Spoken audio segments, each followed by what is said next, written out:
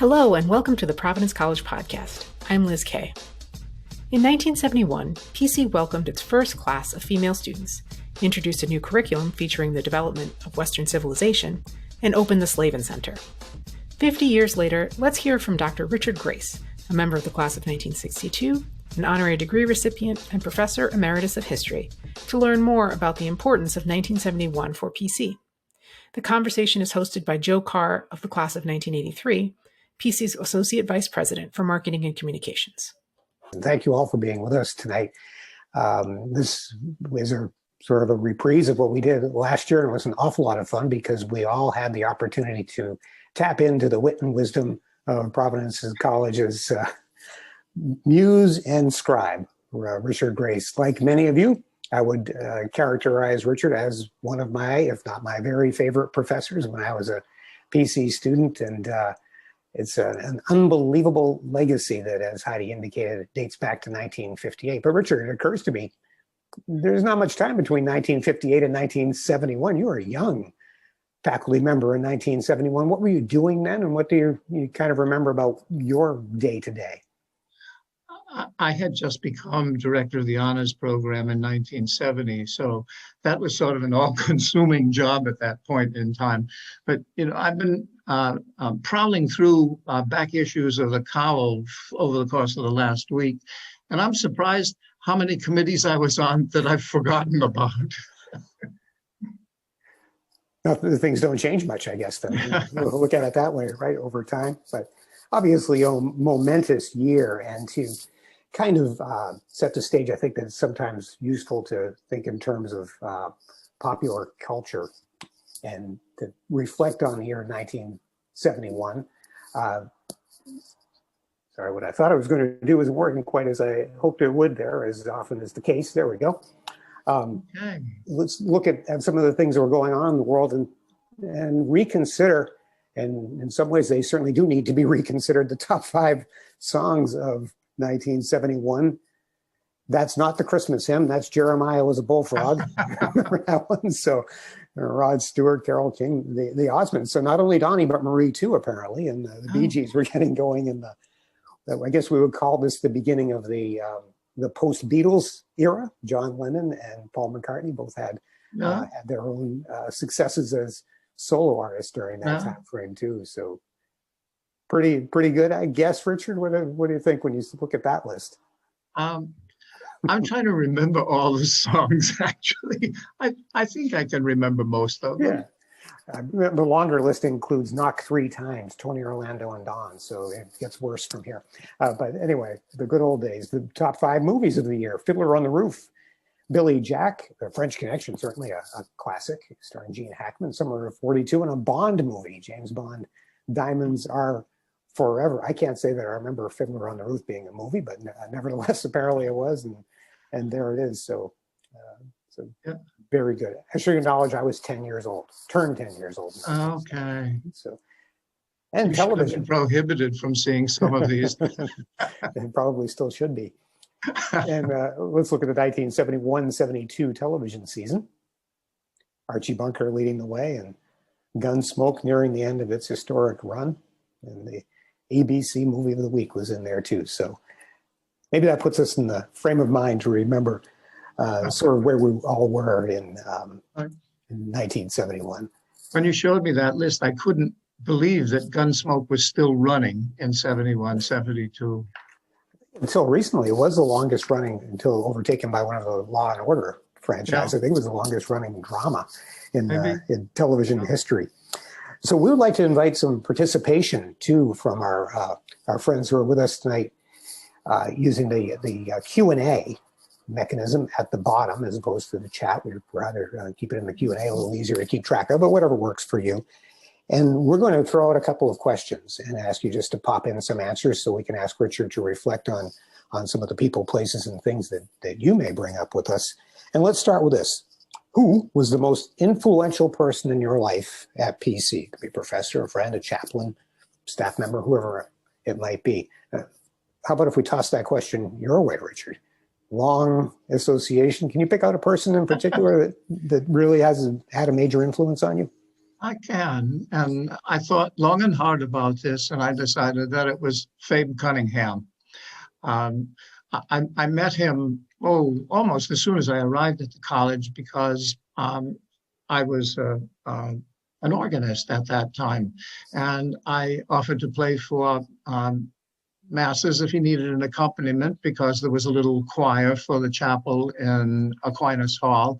And so he said, okay, see you Sunday morning, 11 o'clock. So I showed up a few minutes earlier and I said, where's the music? He said, what music? Fake it. So that was my first encounter with him. But we became good friends over the years. And because he directed 2 years of the honors colloquium that I was in, I think he had the most influence on me in my college time.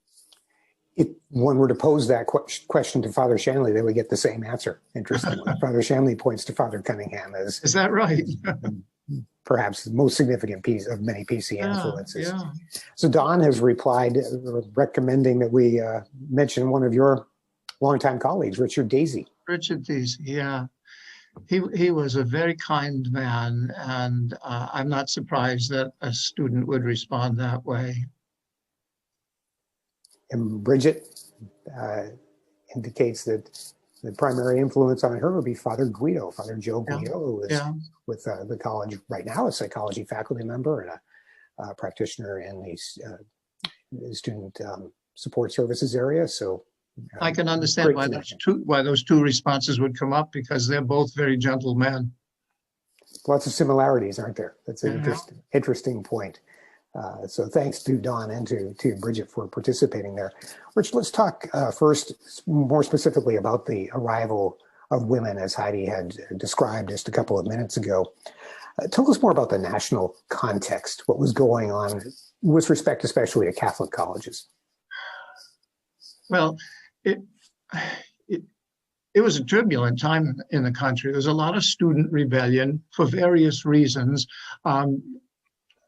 Rules breaking was one of the favorite games of the day, because so many students were rejecting traditional political authority, rejecting parental authority, and even at the college, they were restive under parietal systems of residential life, and so that was one consideration. The other thing that was so important at an all-male college like Providence College was the Vietnam War, because of the expectation of graduating and then being drafted, and 6 months after graduation, finding themselves, if not in combat, at least in another part of the world with the possibilities of combat ahead of them.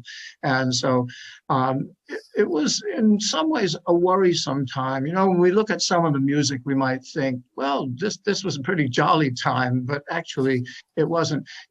About 3 months ago, our late cherished friend, Charlie Joyce, called me to ask about the atmosphere of the campus at the time that women arrived. And we had a long conversation. And in the course of which I said to Charlie that the atmosphere on campus was heavy. And it was, to a great extent, for the two reasons that I've just mentioned to you, the kind of student and late teen, early 20 rebelliousness, and the effect of the Vietnam War. And the arrival of women just had a really refreshing effect on the campus, so that the atmosphere brightened. I can't think of any other way to say it than to say that the atmosphere brightened. What were your thoughts as the college was moving toward becoming co-ed? How did you perceive the changes that were occurring in the institution? Well, the survey that was conducted by the Faculty Senate of all the faculty 2 years before the women arrived was whether the college should make a decision to go co-ed, or whether it would be better to remain an all-male college. And when the Faculty Senate reported the results of that, they printed every response. And I was surprised to see that my response was the first one on the list. And I had said, do it, whether it's financially necessary or not. It's going to be good for the college. And that was the general disposition. There were a few people on campus who were afraid of losing the character of the place as it had existed for more than 50 years. But I think that didn't persist as a resistance. The idea that the class of 1975 was the first class of women is not precisely true. Can you tell us a little bit more about where women were within the college, within the academic community before the fall of 1971? There were women transfer students who came in 1971. And so not every young woman arriving on campus was a freshman. There were some sophomores and juniors. So in the class of 73 and 74, there were women graduating. And even prior to that, School of Continuing Education had women students, and there was a School of Theology for religious women, for sisters, and that had existed for probably 20 years, I think, before the first class of coeducational college. It's worth pointing out that a group of Dominican sisters will be at PC this summer. So yes. that continues, obviously, Right. is something very important. Could you go back to something that you addressed a moment ago, Richard? Could you tell us a little bit more about the role of the faculty in planning for, we'll address both of the major things that happened in 1971, the arrival of women and DWC, but first of all, with respect to the turn to coeducational status? I suppose I have general impressions of the faculty at large, but mostly I can represent, I think, the faculty that I was in closest association with, and virtually all of them were looking forward to it. And I remember that summer with the Western Civilization team that I was going to be teaching on, in anticipation of the arrival of a new class of men and women, we were pretty excited about what was ahead. I'll say more about that when we start talking about Western civilization, because there were so many things that were new that were happening. I should maybe say to our audience that although we're going to be talking a lot about the fall of 1971, there are other questions about the history of the college that are fair game to ask. If I can answer them, I will. If not, I'll give them to Joe to answer. If you can't, no one can. So I don't know about that. There's some pretty good memories still around among the white-haired people. We can talk about the new curriculum. We can talk about the Slavin Center. We can talk about the new president. We can talk about the new landscape of the campus, new athletic directors, male and female, student Bill of Rights that fall. There are so many things that were happening that fall that we could go all night talking about the fall of 71, but we don't have to. We can take other questions. I had the opportunity to have a phone conversation a couple of weeks ago with Dr. Haas, who was his father Haas was president of the college during the period where most of the planning for the events of 1971 took place. And then the college had a presidential transition when Father Peterson came in. Can you tell us a little more about that change and really address Father Haas's role, if you would, with respect to building this plan? I was on the first Western Civ team, 8:30 in the morning, the first day of Civ, with now I call him Bill Haas, and Rodney De La Santa and Father Tom Fallon. And it was a little bit odd to be in a give and take relationship, planning this with a man who had just been the president of the college and was only a couple of months away from that. But Bill Haas was, and still is, I'm in contact with him occasionally, a very amiable guy.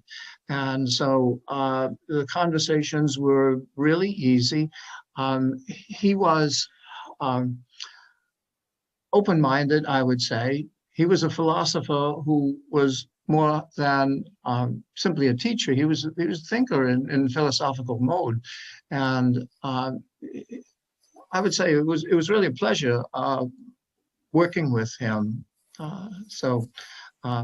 As president, I know that he was not traditional in every respect. The Centennial booklet makes a mistake in putting him at the corner of Eaton and River on that famous occasion when Vietnam protesters blocked the street. That wasn't Haas, it was another priest, and he was in fact upset about what happened on that occasion. As president, he was pretty even-tempered, I would say, and he had a good touch with students.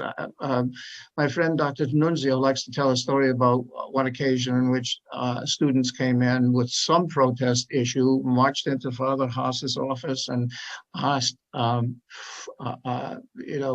the demands to be met. He said, "Okay, let's talk about what you want." And he said, "Let's go down to Hawkins Auditorium so we can have, you can sit down and we can talk about this." Well, he led them down there. They had that conversation. It was all over. They left cheering him. So that's the sort of influence that the man could have. Well, that's good leadership, isn't it? So he's in his 90s now, and one of only 2 living former presidents, along with Father Shanley. So that's right. Yes, it's nice to have him in touch with the college. Yeah. What a time for Father Peterson to take over as president with all this momentous change occurring. Right. Yes. Well, the lay of the land wasn't new to him. He had been dean of the college for several years, and so he had a good sense of the academic atmosphere, and he was party to the introduction of a new curriculum, and so he was sympathetic with that and supportive of that, and so his introduction, I would say, in 1971 was pretty smooth. He was, of course, as most alums know, the president of the college when the fire in Aquinas occurred in 1977. And when the college resumed functioning in January of 1978, he moved into Aquinas Hall, and he was, and he stayed there as a sort of father figure. And so Father Peterson became a kind of beloved leader for the people who needed a lot of healing from the aftermath of the fire. Before we turn to discussion of development of Western civilization and our program, when you think of the planning for the arrival of women, what were some of the considerations, logistics and other things that we may not think about today? What kinds of things had to be figured out and managed? Well, residence was one big thing because Aquinas Hall had to be taken out of circulation for the preceding year. And so there were refurbishings made of Aquinas, not so massive that it cost tons of money, but the building had to be refitted, let's say, to accommodate women students. And one of the other considerations, and in looking through the cowl for that fall, I found this issue coming up. The college had a kind of extra protective disposition toward the women students, more so than toward the men students, and that meant kind of restrictive. And so visitation issues, questions about when the window shades had to be pulled down in the evening, well, all sorts of things that weren't quite clear, at least from what I read in the cowl by women students addressing this. They were confused about exactly what restrictions they had to abide by, which doors they could leave the dorm by, and things like the window shades. Of course, that harkens back to a situation in the 1950s when the college acquired Slavin Hall, and there were men living in Aquinas at that time, and Slavin Hall had been the house of the Good Shepherd, which was a residence for unmarried young women who were pregnant. And notices were put up in Aquinas that men should be careful about walking around in their shorts, and they should be careful about pulling their shades, because apparently some of the young women in Slavin Hall were noticing. I think it's not quite fascinating, very interesting that you taught the very first day of Western Civ at the earliest hour. I just love that. I think that's so fitting. And talk about an all-star team. Grace, De La Santa, Haas, and Fallon. My goodness, what a group you were with there. We had a good time, but we learned a lot of things that we hadn't anticipated. You know, we had an idea of what we wanted to do in this launching of the new curriculum. Every team was going to be different. It's like any situation in which you have general degree requirements taught by different professors. And our team was going to be different from the team that took our classroom at 10:30, let's say. But the part of the thinking behind the establishment of Western civilization and the removal of so many requirements in the previous curriculum was to link together subjects that used to be taught separately. Prior to 1971, the old curriculum required 18 hours of philosophy and 18 hours of theology and 6 hours of English and 6 hours of history. So at that point, we're up to 48 hours. And this was to be replaced by a 20-hour program combining philosophy and theology and history and literature. And the point of it all was to see the connections that, Aristotle wasn't talking to himself in an atmosphere that was void of exchanges or political factors and so forth. And so that was the intention there. And we were enthusiastic about making that happen, but we had things to learn. And one is that we shouldn't lecture to one another, but to the students. And it took us a little while to learn that. And one of the most dramatic instances of that occurred in the very first week of our Western Civilization team, when my colleague Father Fallon was talking about Persian religion prior to the Greco-Roman world. And he started talking about the concept of angels in Persian religion. And a young woman sitting right in the first row fainted, just clumped right down on the floor.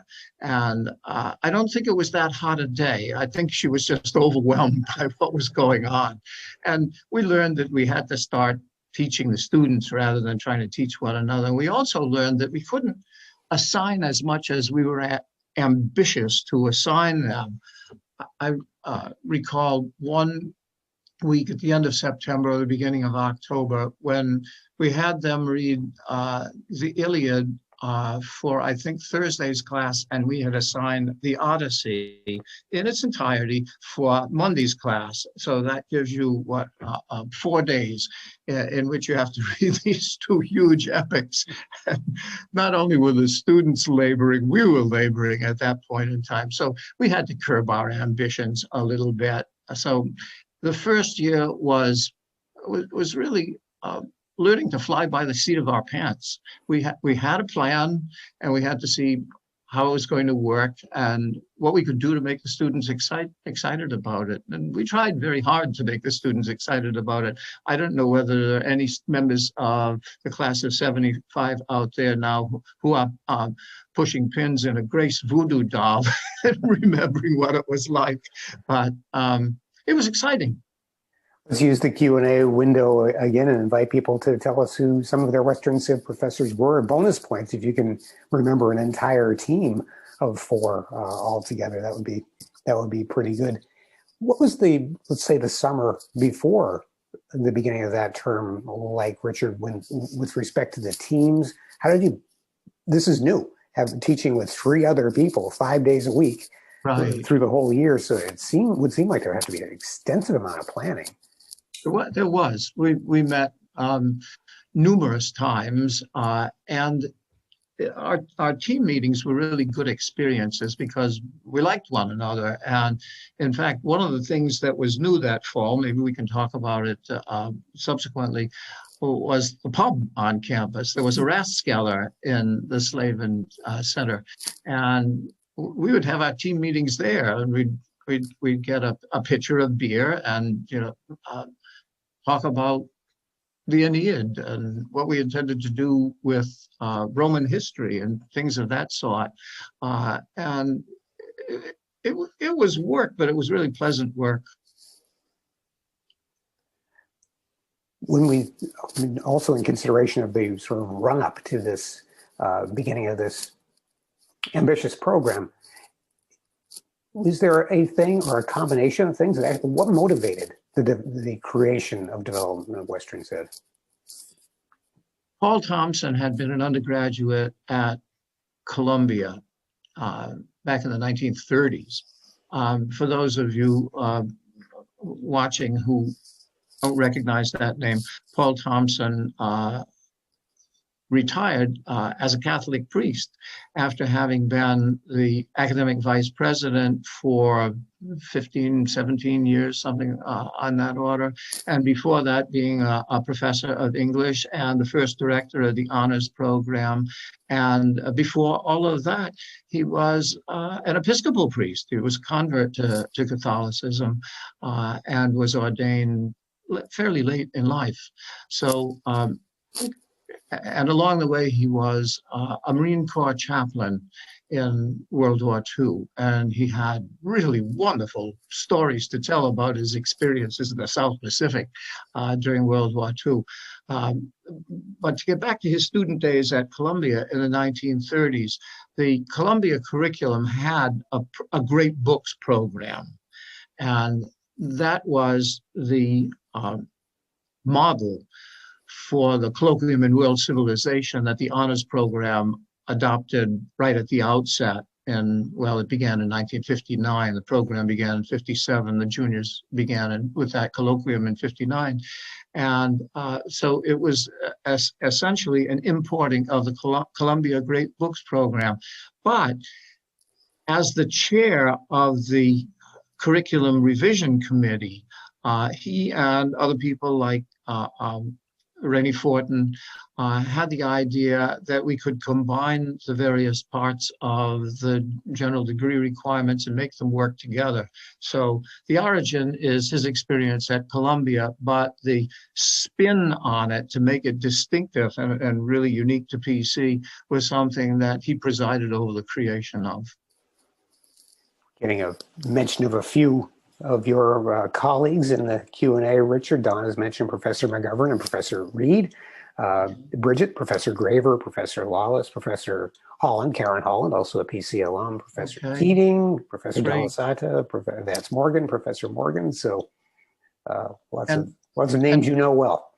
And the first question I know is coming from Joe Zielinski, and he's talking about Father Dan Riley, and I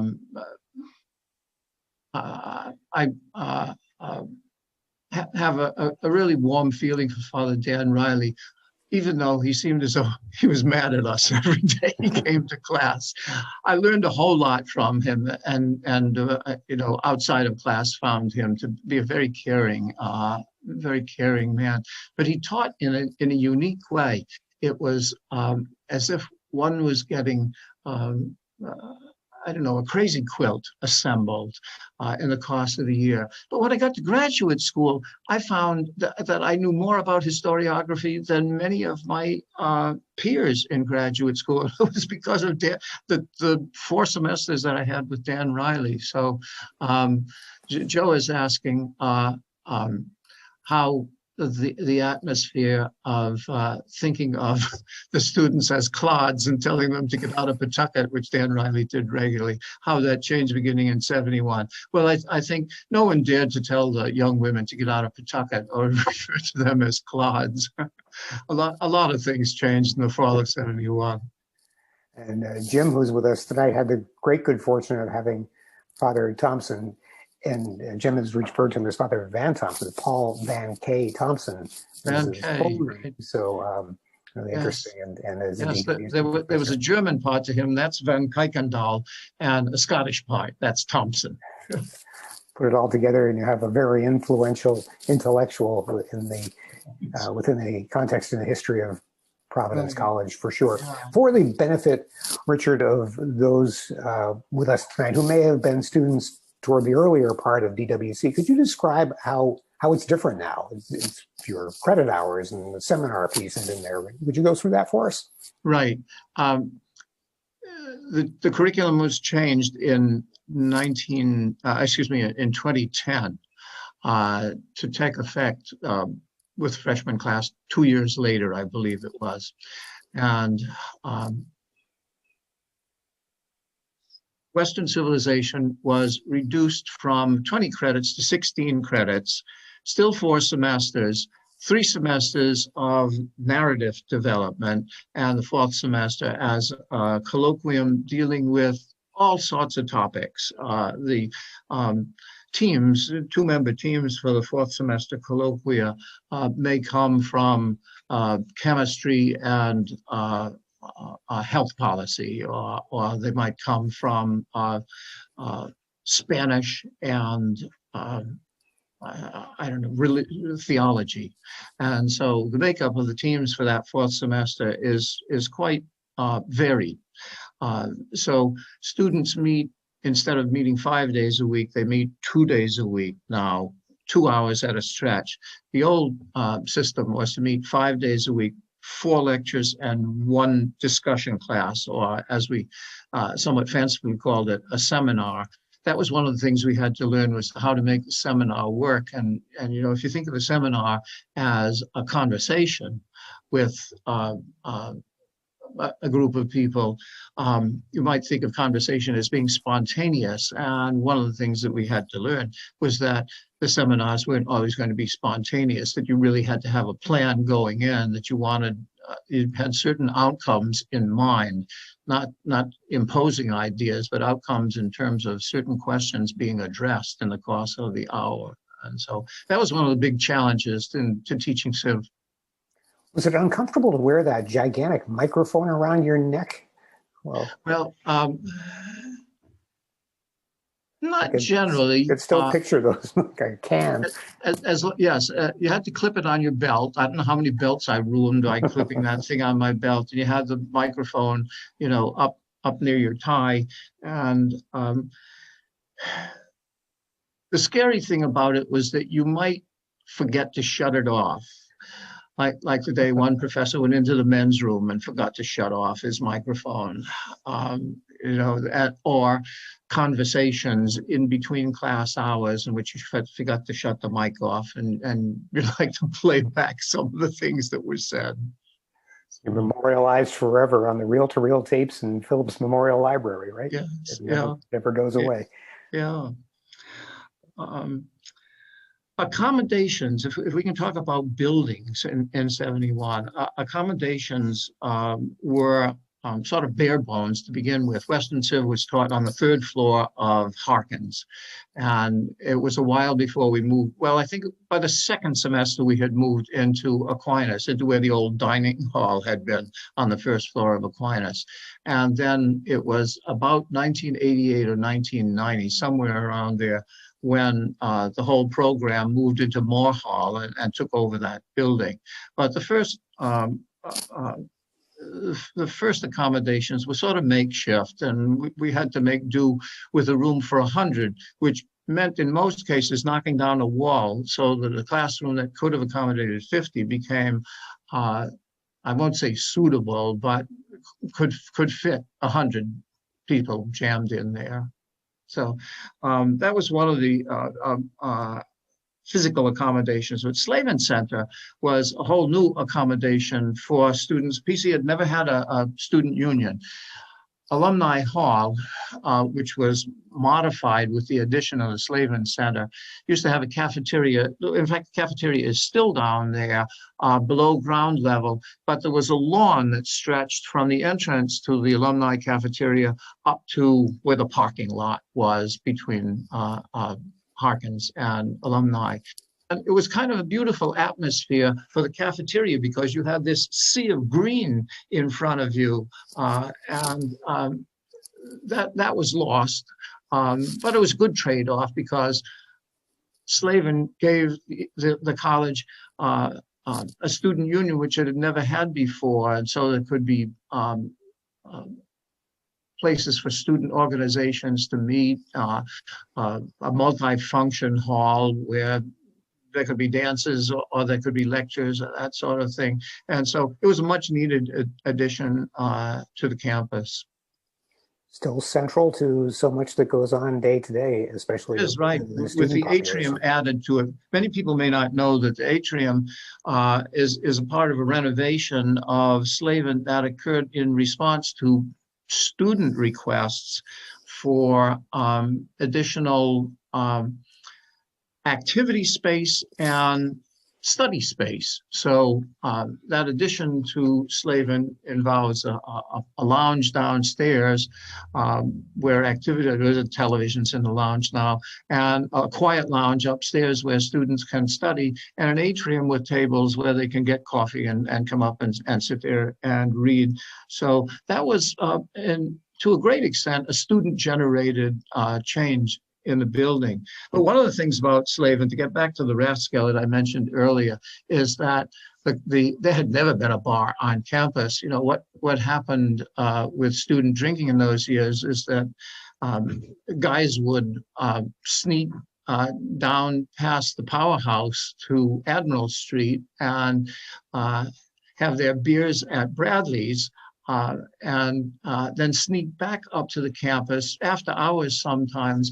And Father Murphy was the dean of men in the 1960s, would hide in the cemetery, and he would catch them coming back. And he told me once that a student said to him, "Now, come on, Father, weren't you young once?" And he said, "I don't think so." And he would write out these wonderful satirical penalties that got posted in public in the dorms. It was like, I don't know, notices that were put up on bulletin boards in the 18th century, and that's the way the punishments that would be doled out. So I got away from the subject and into the Bradley's theme here. But the Rathskeller gave students who were 21, it had a Club 21 license, and students who were 21 could drink there. And it had the good function of keeping them from wandering to some of the less desirable water holes in the neighborhood. And not too many years later, the drinking age was down to 18. And so the 18-year-old students. The drinking age went down to 18. And in 1980, it went back up to 19. And then I think it was 82, it went up to 20. And by 1985, it was back up to 21 again. And so the McPhail's drinking establishment in the Slavin Center now is almost on the site of the Rathskeller. Not quite, but almost on the site of the Rathskeller. This is indicative of your sophistication, Richard. You keep referring to it as the Rathskeller, where many of us would call it the Rat. The Rat, the more common name for it. Yes.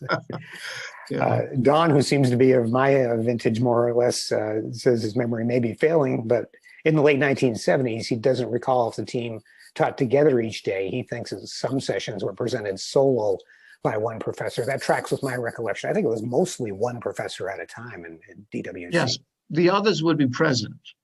If you remember, they would be sitting somewhere, and once in a while we'd call on one another, or if we had a challenging question, we might present it to the person giving the lecture. I remember one day when we were teaching in Aquinas Hall, in the old dining room in Aquinas, and there's a walk that goes along the west side of that room, and I think it was Father Fallon and Father Kiu had gotten into a kind of disputation, a Thomistic style disputation about some philosophical question. And my late colleague Paul Trainer was walking by, and I could see him. I was sitting facing the other two professors, and I could see him stop at the window, and he was obviously engaged by what was going on. And about 1 minute later, he popped through the door, and he was in the disputation. I thought, well, this is a pretty good example for the students about how faculty can get worked up about things that probably aren't going to change the world. Dr. Trainer was part of my first year DWC team. You were my sophomore year. But Dr. Trainer, Dr. Curran, Father Heyman, and Father Garzillo. So lots of good memories with those wonderful professors for sure. I was very lucky in many ways. You probably were not thinking much about 50 years forward in these days, but if you can kind of reconstruct this, would you say that the progress over this, or rather the changes that came about in 1971 caused things that have exceeded your expectations with respect to the way the college developed? In 1971, I don't know that I was thinking that far forward. I was,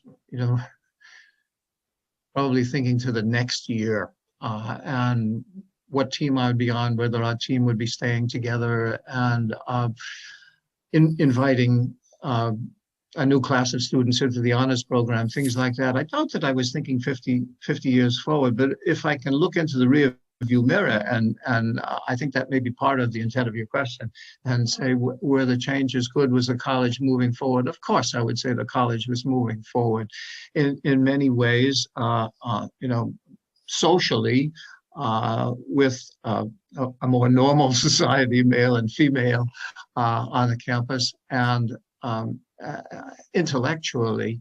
There were a lot of new faculty hired in 1971. I'm thinking of Jane Lunan Perel, who came on board in 1971. I think that Alice Beckwith, who would have been known as Alice Hauk back in those years, came on board. I think Jim Baker in the art department joined the regular faculty that year. There were a lot of new hires, and there were people who stayed for a long time and were very valuable in the faculty. So the college has generally moved forward. There are a couple of things that I would like to say maybe we could have reconsidered, but I just want to talk about happy things tonight. I don't want to look back at anything that has a negative cast to it at this point. Well, few things are perfect in such a complex organization, right? Right. Yes. Sure. Yeah. Oh, you see more of it than I do these days.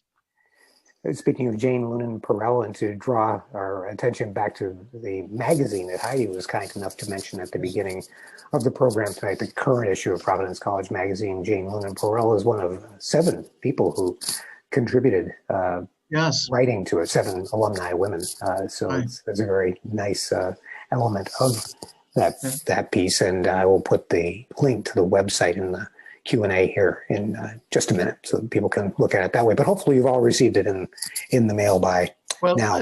I think that my copy was chewed up by a postal machine. So I've been reading little bits of it online. And just today, I read The Last Word from Anne Manchester Molac. And if you're listening out there, Anne, I want you to know that that very subtle reference you made to the Western Civ faculty at the beginning was right on the money, because we were learning to fly by the seat of our pants. We'll send you 2, Richard. I'm very sorry that it hasn't made it to you yet in the mail, but we'll certainly recover, and I'll enjoy it when I get my hands on it. We'll deliver them to you in Swansea if it comes to that. I wanted to say one more thing about the Slavin Center, and maybe some students will remember that there was a statue on the lawn out in front of the Slavin Center, which the students referred to as Mr. and Mrs. Slavin. Actually, whether students actually believe that or not, I don't know. But the name of that statue was Truth is Eternally Young. And it showed a young man and a young woman walking, not as a romantic couple, but a young man and a young woman walking arm in arm. And they're dressed in a sort of the clothing they're wearing is timeless. It doesn't fit into medieval times or early modern times or the 20th century. And so the statue actually fits its name, that truth is eternally young, because there is a time-free quality about the statue. Well, about maybe 15 years ago, maybe a little bit longer, the statue was moved. And so students tend not to see it these days. In recent years, when I've taken a Dimensions of Art class to look at sculpture on campus, and I've pointed this out to them, they've said, we never noticed it. We don't pay any attention to it because it's kind of dwarfed by a tree at the moment. And so I'd vote for moving it somewhere else. We just had a statue of St. Dominic moved on campus, right from lower campus down right up now into the area outside of Guzman Hall. So it overlooks the area it used to be. It's between Dominic Hall and St. Dominic Chapel. Yeah. Very nice. Looks terrific where it is, and it just proves that they can be moved, I suppose, if it comes to that, for sure. Now, you and I cannot have a conversation without talking a little bit about sports, Richard. And women arrived in 1971, and that, of course, began a women's athletics program that has been very successful, and that really began to happen pretty quickly, didn't it? Yes, it did. In my prowling through the cowl, I found an interview with Helen Burt, who was the first director of women's athletics. And she admitted in that article that she had the daunting task of having to invent a women's athletic program. The first thing she thought about, apparently, was establishing a varsity women's basketball team. But from there, of course, the women's sports expanded in a number of directions, and the one that became most successful was the women's cross-country team.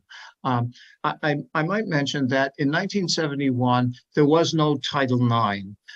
Title IX was an amendment adopted by Congress in 1972 to the 1964 Civil Rights Act.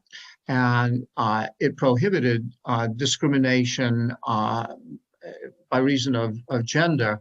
And that eventually was going to result in lawsuits over sports issues at Brown and at Duke, both in the 1990s. So PC wasn't even thinking in terms of gender balancing in 1971 when they began to develop a women's athletic program. But you're right, quite fast. I think by the end of the 80s, the women's hockey team was very competitive. And by the 1990s, of course, the cross-country team was national champion in 1993. And they repeated that in 2015, which is one of the reasons why I say that they are probably the most successful of the women's athletic teams. Nevertheless, there was a kind of a women's hockey dynasty in the late ECAC and then Hockey East at the very beginning of the 21st century. And the women's basketball team won a Hockey East championship. And so there have been, lots of All-Americans and Olympians. The 1998 Nagano hockey team that won the gold medal had 7 PC players on the team. And so you're right. A big change came to PC athletics in 1971. And under Coach Matt Kelly, the women's hockey team qualified for the NCAA tournament in the most recent season. So back to national prominence, which is nice to see for sure. There's one thing that I'd like to mention about 71, if you will allow me to grab a topic before I switch it back to you, and that's the beanie. Beanies were worn by freshmen for about the first 6 weeks of the fall semester. But that had to be junked when the women arrived in 1971, because I don't think there was anybody who was going to insist that all the women students wear beanies for 6 weeks and then engage in a tug of war with the sophomores to see if they could be liberated from that. The beanie was dropped during World War II, and it wasn't resumed until 1953. And then it lasted for another 18 years before it had to be abandoned. But it was a source of embarrassment to freshmen to have to go to the early mixers wearing their beanies. One student said, I don't mind going to the dining hall, and I don't mind going to class wearing a beanie, but going to a dance with a beanie is altogether too much. And I saw in the column for, when was it, the fall of 1970, an advertisement for a dance called the Beanie Bop. And I mean, it just seems so silly, the Beanie Bop. The girls who were coming to those events, those mixes, were being imported from Salve Regina or Albertus Magnus or the nursing schools in Providence. And so the guys had never met these girls before, and the first encounter was wearing this silly thing on their heads. Okay, back to you, Joe. You ask better questions. Oh, this is great. We just have a few minutes left, Richard, and as usual, the time has gone by so quickly when we have a chance to visit with you. If you have anything you'd like to throw out at Richard, please do put it in the Q&A right away. But I have something, Richard. Yeah. One of the things happening on campus this summer is a major renovation to Raymond Hall, the dining facility in Raymond. So that will be fully refurbished for the fall semester. That's been the place where students have eaten for a long time. But give us a tour of the dining facilities over time, and what have been some of the features and maybe some of the challenges? Well, you know, of late, the popularity of food trucks has affected the college. And for many years, there was a food truck, a single food truck that used to park on Huxley Avenue. It was not, do you remember the silver truck? The silver truck, yes. That was a pretty popular place for people for their evening snacks. But when I first arrived at the college, the dining hall was on the main floor of Aquinas Hall. It was a long room. Ran for half the length of the building, and the kitchen and serving facilities were at the far north end of that floor. And the waiters would come, we had waiters serve the tables, and they were 12 at a table. So it was like something out of King Arthur, some days the guys their manners were as crude as I suspect the medieval knights at Camelot were. I remember one day when we would get French bread cut up into small pieces, and a whole basket of that would be put on the table. Well, one day at lunch, someone picked up a piece of French bread and threw it at a friend. And the friend responded with a piece of French bread, and one table after another joined in the fray, so that eventually the air was filled with French bread. Well, okay, eventually there was no French bread left. The next resort was to throw a cup. And these cups were made out of some plastic compound. You know, you could probably buy 1,000 of them for $10. And a cup went through the air, then another cup, and eventually everything.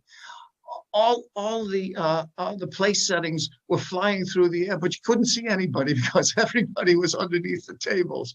That was known as the healthy all-male atmosphere. I don't think anything like that happened. I don't know whether there were food fights when the women arrived in 1971, but the Raymond Dining Hall opened in the fall of 1963. It's been expanded a couple of times since then as the population of the college grew. I'm going to take advantage of your offer to mention one thing, and I want to read a portion of the Centennial Book. It's very short. With alumni. When I was writing this essay, Richard? Yes. Can you turn toward? We're losing you a little bit. Maybe okay. Can you turn toward your microphone a bit? I'll move the book in front of me. Can you hear me okay now? That's much better. Okay now. There were 55,000 alumni back in 2017. So add probably another 4,000 to that. And I said this in the essay. They are in many respects the living history of Providence College. carrying with them not only the education they received, the influence of the Dominicans, the accumulating treasure hoard of stories from their years here, the values that were imbued from their professors, their mentors, their chaplains, their coaches, and their best peers, and an abiding image of a place that will always be sacred to them. I want to go back to one line, that as the living history of Providence College, they carry with them a treasure hoard of stories from their years here. I want to invite all of you who are listening to send in those stories, because if you don't, they're all going into the ground with you eventually. And the same applies to me. I've been trying to collect the stories. So, sit down at the computer for 5 minutes and type out one of the best stories you have and send it to Joe Carr or send it to me, and we'll see that it gets to the right archive. Here's an easy email address to remember, and I'll just put it here in the chat, and that is Marcom, which is short for Marketing and Communications, which is the area where I work, and I can keep track of them here. So marcom@providence.edu. Forgive me for a second while I type, but that would be great. We would love to have those reflections and to use them to help the ongoing project of compiling the college's history. Yes. So yeah, somebody's going to have to write it at the next stage, 22 more years, 21 more years down the line, or another half century down the line. Well, the person who does that will have a great advantage that you didn't have, and that is that she or he will be able to read what you wrote at the centennial, because it was so beautiful, setting the context and those thematic essays that really did tell the story of primarily the second half of the first century, but still it was just fantastic work, and we're all forever grateful for that immense contribution to the college's history and really its character in many ways. So once again, thank you for that. My beloved friend Rodney De La Santa used to say among the group of us when we had reached our 60s that we were approaching our anecdotage, and I hope that I haven't bored people with too much anecdotage tonight. You have a lot of good stories out there. Send them in. Love to hear them. Thank you. And thank you all for joining us tonight. Richard, again, thanks so much for your time and all the creative energy you put into preparing for these events and for guiding us through these recollections, which are so important for us to hear. Thank you for listening to the Providence College podcast. Episodes are available in all the usual places, as well as the college's YouTube channel and on your smart speaker. For producer Chris Judge, I'm Liz Kay. Until next time.